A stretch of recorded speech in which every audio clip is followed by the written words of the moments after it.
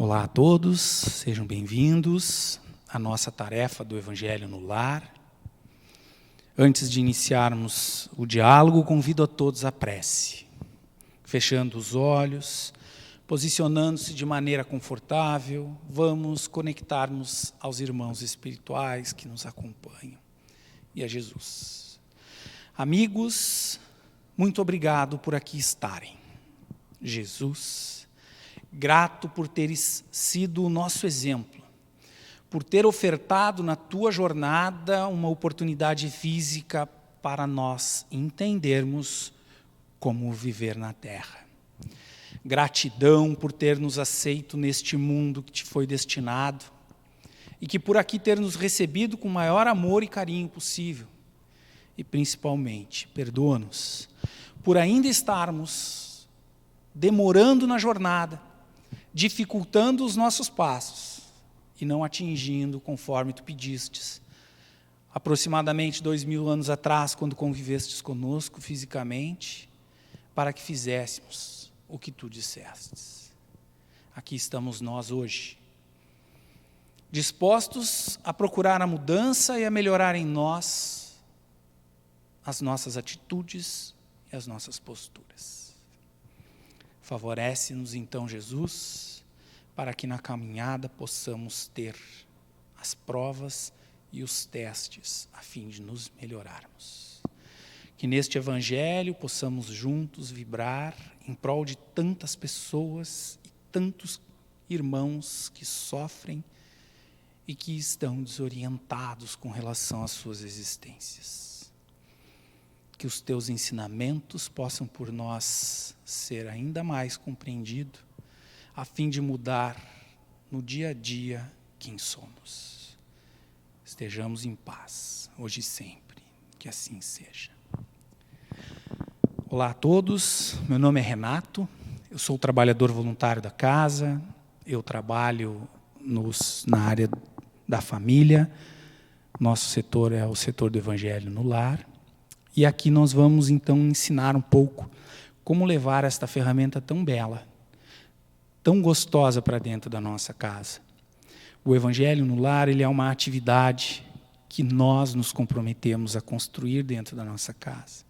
É o momento em que nós programamos a nossa semana e combinamos com aqueles irmãos, amigos da espiritualidade, que não nos abandonam, que não desistem da nossa atitude, da nossa mudança, do nosso melhoramento, convidando-os e abrindo as portas do nosso lar para eles. E assim o fazemos.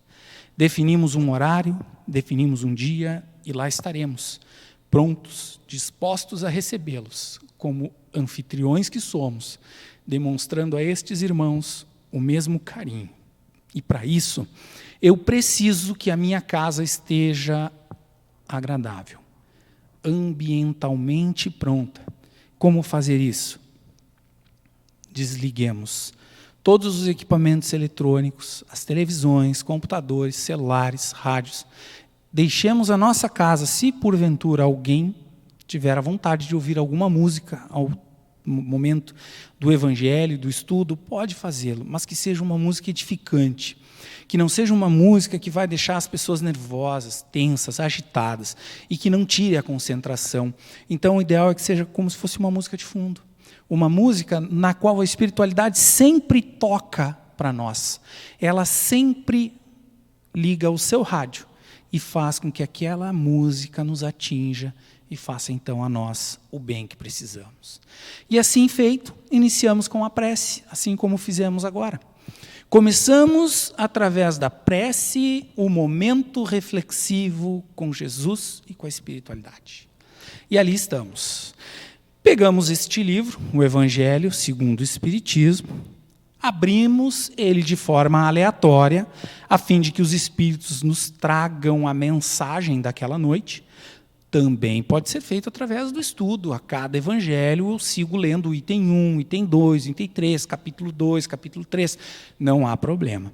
A questão da abertura de forma aleatória é a possibilidade da espiritualidade me intuir num tema que pode estar me incomodando, pode estar me trazendo algum desconforto, e então eles trazem, como o perdão, a paciência, a tolerância, o amar ao próximo, fala da doença, da cólera, fala de diversas coisas. Então é importante a gente poder ter a liberdade de deixar que a espiritualidade nos intua.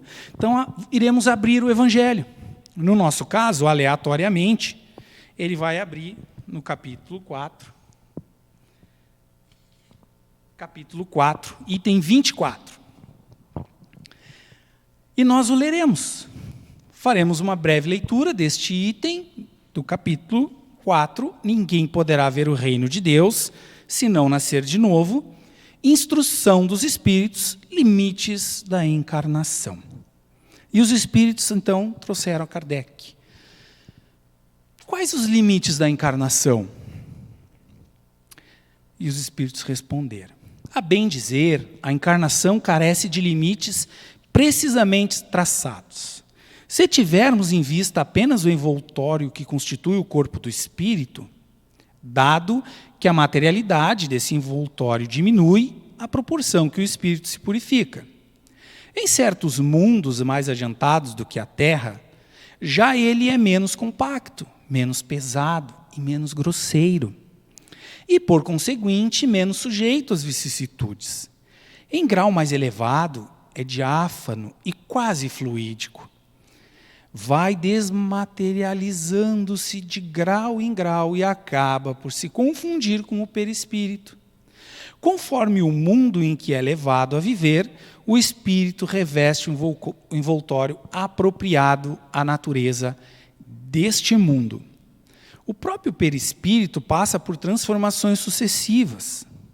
Se se considerar do ponto de vista material a encarnação, tal como se verifica na Terra, poder-se-á dizer que ela se limita aos mundos inferiores. Depende, portanto, de o espírito libertar-se dela mais ou menos rapidamente, trabalhando pela sua purificação. Deve também considerar-se que no estado de desencarnado, isto é, no intervalo das existências corporais, a situação do espírito guarda relação com a natureza do mundo a que o liga o grau do seu adiantamento.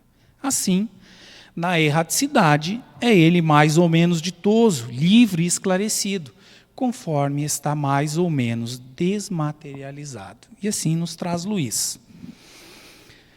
E assim pensando, quais são os limites da encarnação?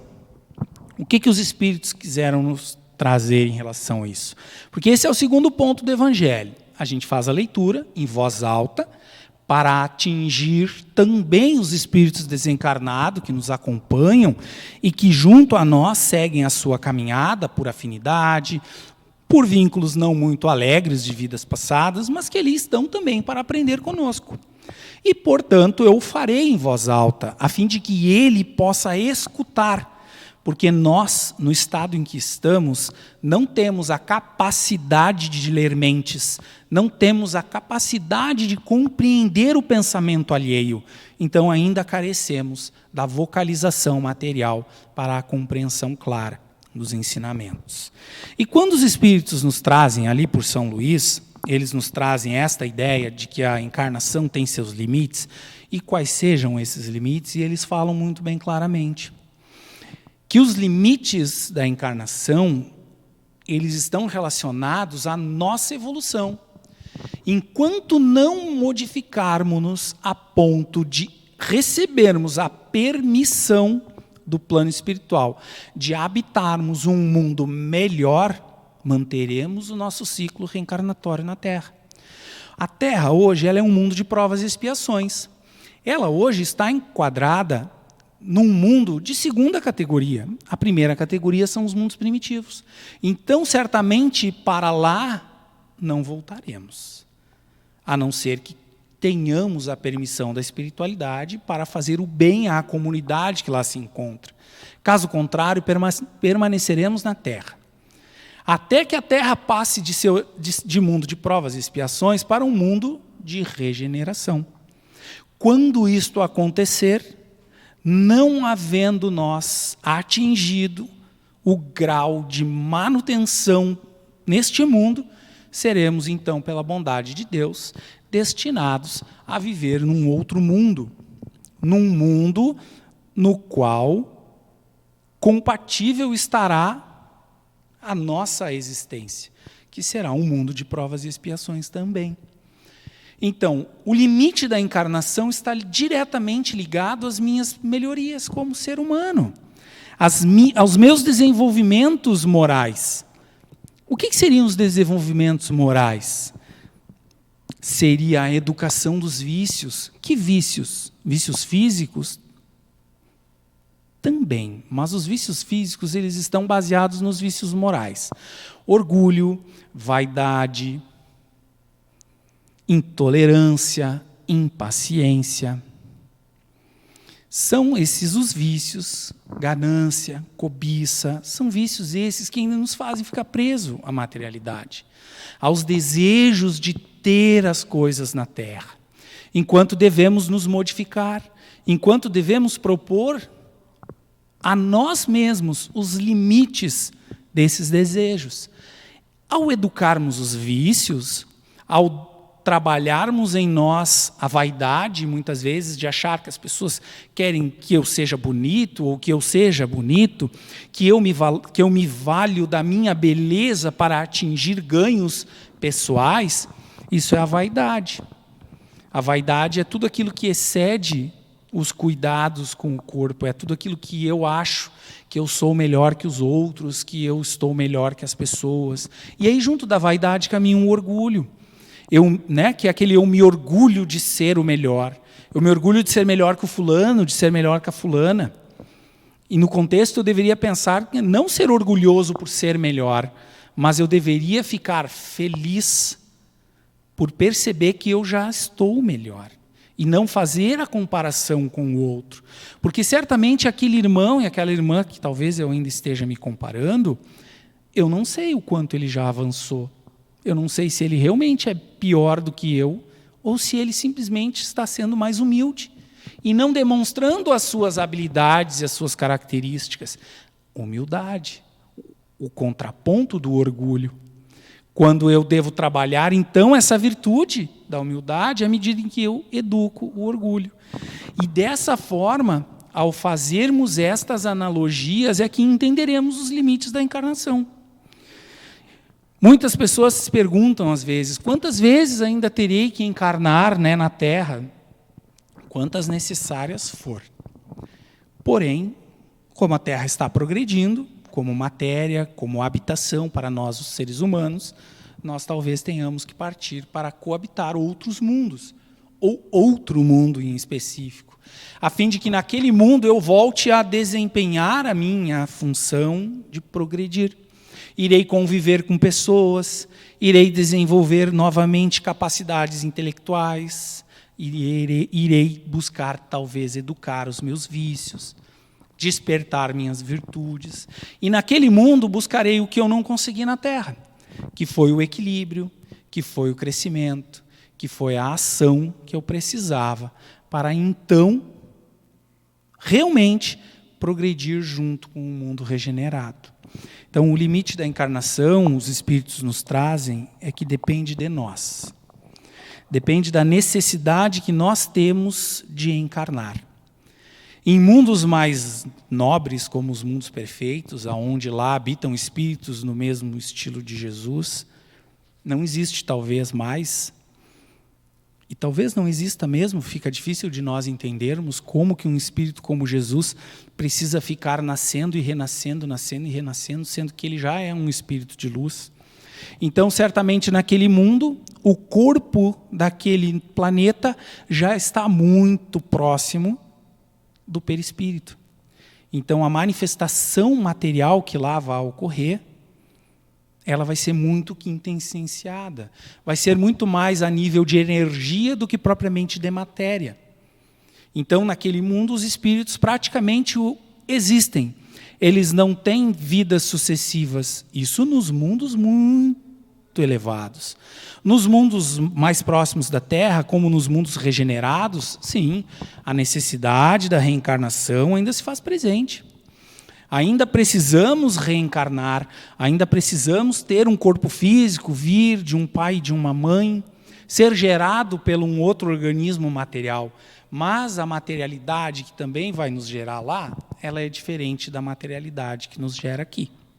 São essas reflexões que devemos fazer durante a leitura dos trechos do Evangelho, porque são essas reflexões que nos fazem compreender a mensagem que os Espíritos trazem, muitas vezes das leituras das parábolas trazidas por Jesus.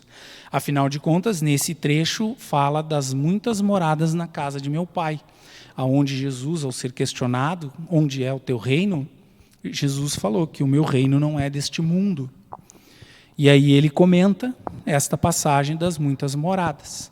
Então a reflexão que fica é essa: temos que, ao ler o trecho, um pequeno trecho, fazermos também o comentário em voz alta, para que as pessoas que estiverem conosco física ou apenas em corpo perispirítico possam escutar e junto refletir sobre aquilo que estamos falando.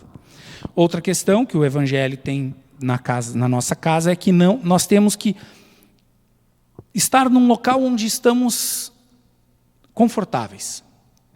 Seja em pé, seja sentado, seja à mesa, seja no sofá, seja na cama. O importante é fazermos com que a nossa estrutura orgânica não fique prejudicada. Eu não vou fazer o Evangelho sentado numa postura que vai me dar problema nas costas, que vai me deixar com dores no corpo. Então eu vou buscar uma postura adequada.